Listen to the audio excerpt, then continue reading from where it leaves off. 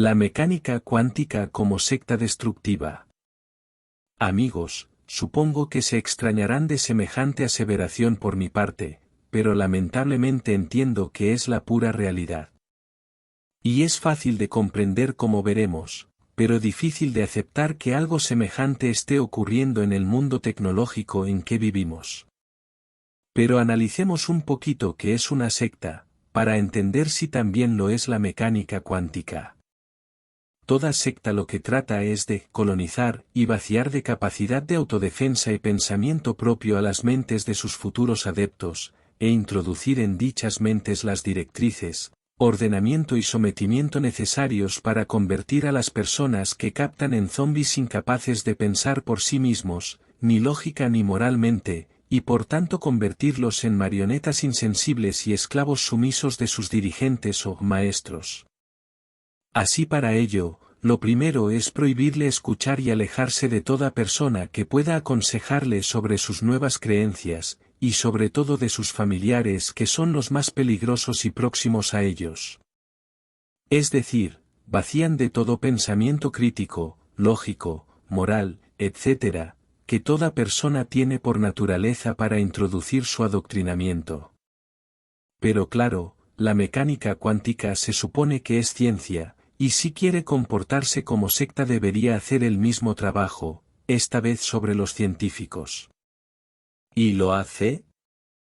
Pues sí, esta vez vaciando la esencia y naturaleza de todo científico, es decir, su capacidad de pensar, deducir, comprender y concluir con soluciones lógicas a cualquier evento científico. A cualquier científico se le enseña con el uso de la lógica y conocimiento de todos los elementos de su asignatura, ya sea matemáticas, física, química, etc. En cualquier ciencia, se comprueba cómo el montaje lógico e inteligente de cualquier evento viene precedido de procedimientos también lógico e inteligentes de montaje y construcción de los elementos que lo componen. Para explicarlo, pongamos un ejemplo simple, visible y comprobable. Supongamos que tenemos un manzano a la puerta de nuestra casa, y que lo observamos todos los días al salir. Podremos comprobar que cuando nacen manzanas, éstas van desarrollándose día a día, van creciendo, madurando, cambiando de color, etc.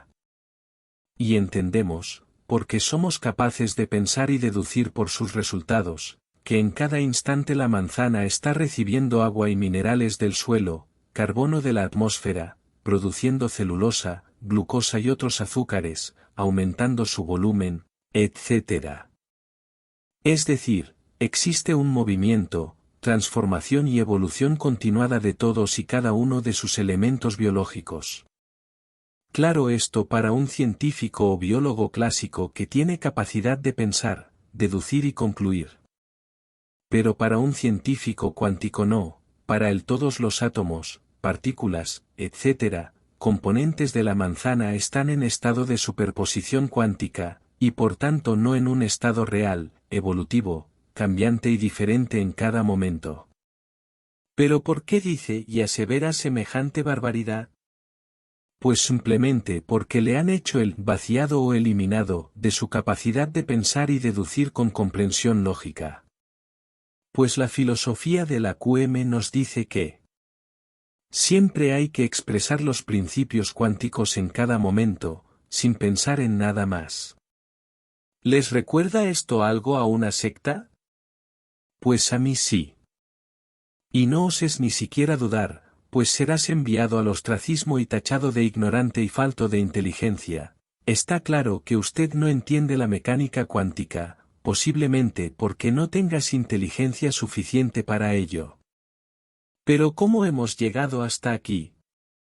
Pues como suelen hacer todas las organizaciones más o menos sectarias, con magia y milagros, con visionarios y sus visiones que debemos creernos, y ya en ciencia, con pruebas manipuladas y mal consideradas y explicadas, y por supuesto con mentiras y manipulación histórica, tales como todos la tecnología de electrónica y semiconductores se debe a la mecánica cuántica. ¿De verdad?